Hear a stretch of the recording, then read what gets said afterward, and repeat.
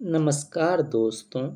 आज हम लोग क्लास 10th के यानी कि कक्षा 10 के साइंस चैप्टर 6 जैव प्रक्रम के बारे में पढ़ेंगे।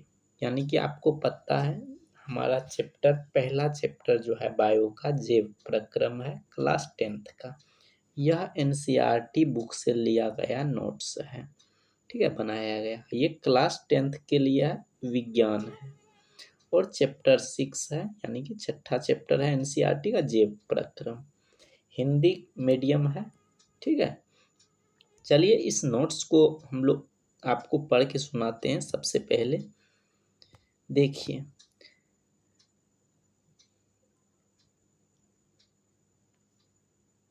क्लास 10 साइंस चैप्टर 6 जैव प्रक्रम नोट्स इन हिंदी, जिसमें हम पौधों और जानवरों में पोषण, श्वसन, परिवहन और उत्सर्जन आदि के बारे में पढ़ेंगे। क्लास 10 साइंस चैप्टर 6 जैव प्रक्रम नोट्स इन हिंदी। चैप्टर 6 है, चैप्टर का नाम है जैव प्रक्रम। सबसे पहले ये बताइए आप लोग, सजीव वस्तु क्या होती है? सजीव वस्तु वे सभी वस्तुएं सजीव वस्तुएं कहलाती है जिसमें पोषण, श्वसन, उत्सर्जन तथा वृद्धि जैसी क्रियाएं होती है, उसे हमें सजीव वस्तु कहते हैं। सजीव वस्तु जिसमें जान होती है, जिसमें पोषण होता है यानी कि जो खाना पीना खाता है, श्वसन जो सांस लेता है, जो उत्सर्जन करता है और वृद्धि होता है उसमें, उसे हम सजीव वस्तुएं कहते हैं। जैसे जंतु और हरे पौधे, ये किसके उदाहरण है? सजीव वस्तुएं के उदाहरण है। अब आपसे हम जानेंगे निर्जीव वस्तुएं क्या होती हैं। वे सभी वस्तुएं निर्जीव वस्तुएं कहलाती है जिसमें जीवन के कोई भी आवश्यक कार्य संपन्न नहीं होता है। जीवन का कोई भी कार्य संपन्न नहीं होता है, जैसे चट्टान, मिट्टी, लकड़ी इत्यादि। इसमें जीवन का कोई भी काम नहीं होता है। ये सांस भी नहीं लेता है, नहीं खाना पीना खाता है, इसमें वृद्धि भी नहीं होती है। ये सभी वस्तुएं निर्जीव वस्तुएं कहलाती है। आपको पूछा जाए सजीव वस्तुएं और निर्जीव वस्तुएं में अंतर बतलाइए, तो सजीव को एक तरफ लिखेंगे और निर्जीव को एक तरफ लिखेंगे। निर्जीव वस्तु पोषण नहीं करते हैं, भोजन नहीं करते हैं, इनमें श्वसन नहीं होता है, यानी कि निर्जीव वस्तु में श्वसन नहीं होता है। सजीव वस्तुएं श्वसन करते हैं, पोषण करते हैं और ये श्वसन भी करता है, इसमें श्वसन होता है। ये जनन नहीं करते हैं, ये अपनी संख्या को नहीं बढ़ाता है निर्जीव वस्तुएं। और सजीव वस्तुएं जो है जनन करते हैं, यानी कि जन्म देता है अपने बच्चे को, वे अपने संख्या में वृद्धि करते हैं। इनमें वृद्धि नहीं होता, निर्जीव वस्तु में वृद्धि नहीं होता है, सजीव वस्तु में वृद्धि होता है। ये स्थान परिवर्तन नहीं करते हैं। निर्जीव वस्तु अपने स्थान चेंज नहीं करता, लेकिन सजीव वस्तु क्या होता है, अपने स्थान को परिवर्तन करते हैं, ठीक है। ये सजीव और निर्जीव में क्या हुआ, अंतर हुआ। विषाणु विषाणु जो होते हैं छोटे छोटे जीव माइक्रो ऑर्गेनिज्म, जो नग्न आंखों से नहीं दिखते हैं, उसे विषाणु कहते हैं। विषाणु जो होते हैं वो सजीव और निर्जीव दोनों होता है। ये सजीव कोशिका को संक्रमित करता है, और सजीव कोशिका को संक्रमित करता है तो सजीव होता है, और खुले वातावरण में जब वो रहता है तो निर्जीव होता है। विषाणु जो होता है खुले वातावरण में निर्जीव के रूप में होता है, और जब वो सजीव के संपर्क में आता है तो वो सजीव हो जाता है। अब जैव प्रक्रम क्या होता है?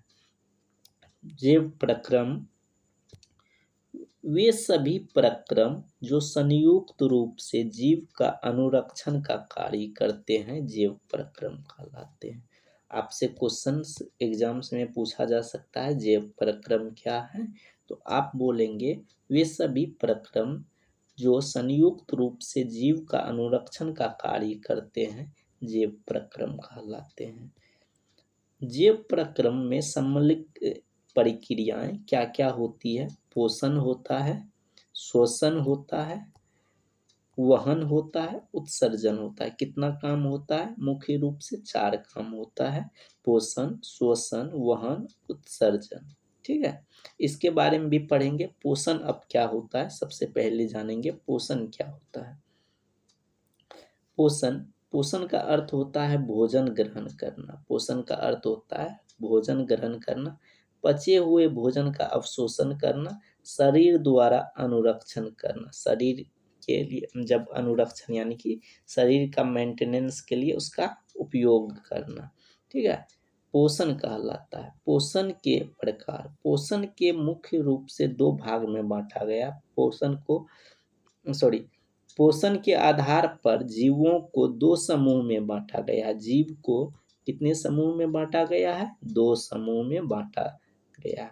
एक होता है स्वपोषण, दूसरा होता है विषमपोषी पोषण। विषमपोषी पोषण जो होता है ये 3 प्रकार के होते हैं।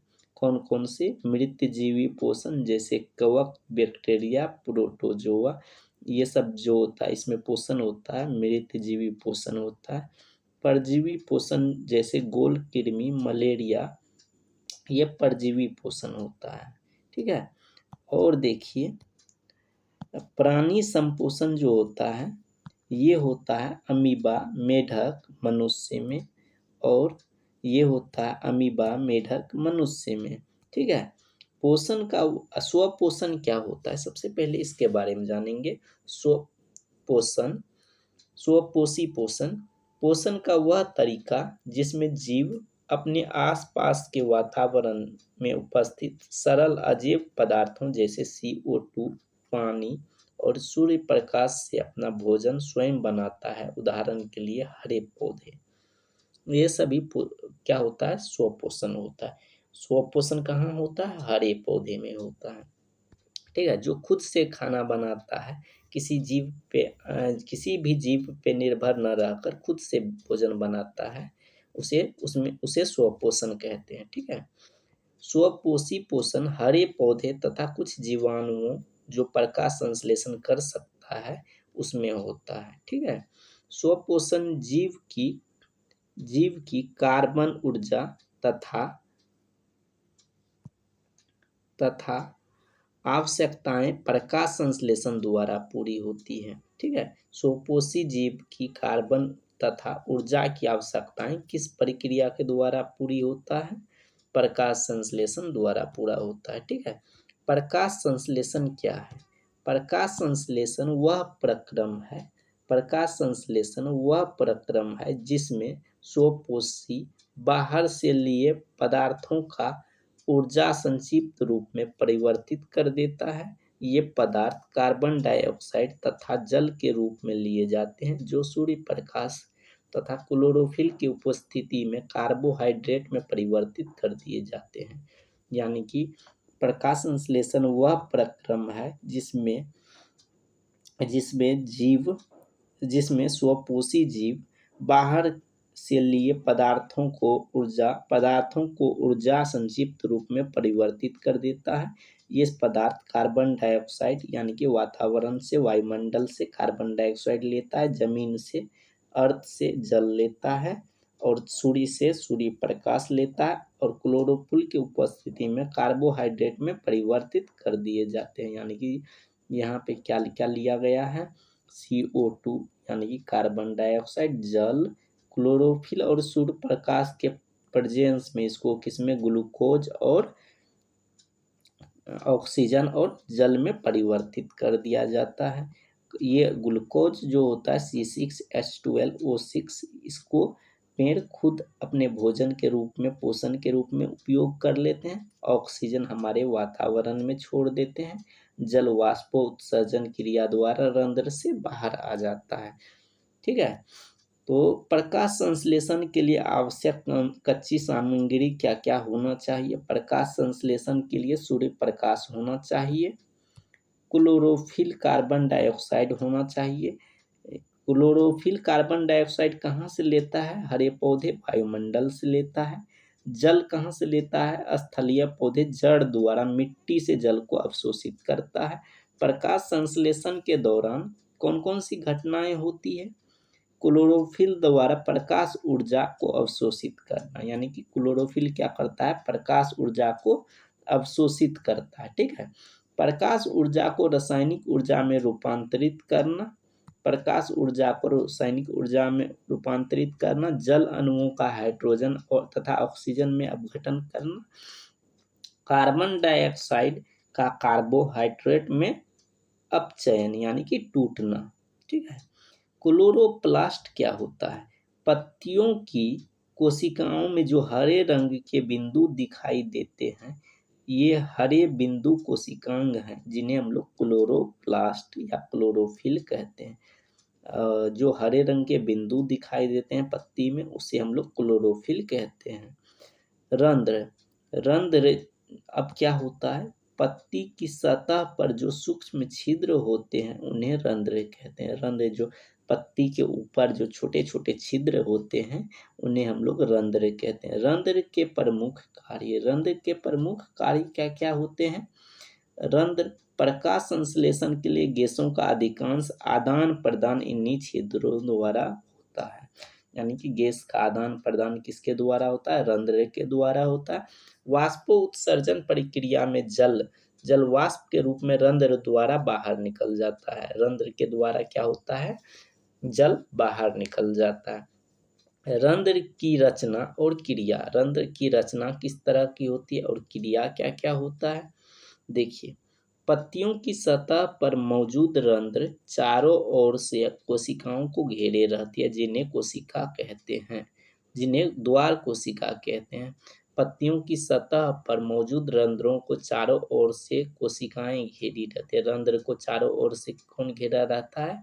कोशिकाएं, जिन्हें हम लोग द्वार कोशिका कहते हैं या कोशिकाएं रंध्रों को खुलने या बंद होने के लिए उत्तरदायी होती है। यानी कि कोशिका द्वार कोशिका क्या काम होता है? रंध्र को खुलना और बंद करने में सहायक प्रदान करता है।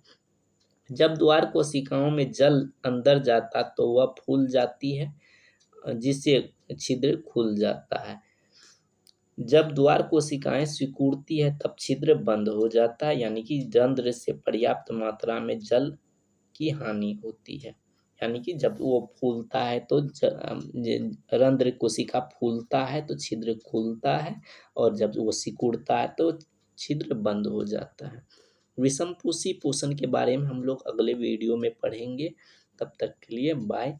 इस वीडियो की लेंथ बहुत लंबी हो रही है, इसीलिए इस वीडियो में हम लोग स्वपोषण तक पढ़े। अगले वीडियो में आपसे मिलते हैं विषमपोषी पोषण को लेकर। तब तक के लिए बाय। मिलता हूँ नेक्स्ट वीडियो में। आप सभी मित्रों तक यह वीडियो को जरूर शेयर करें। धन्यवाद।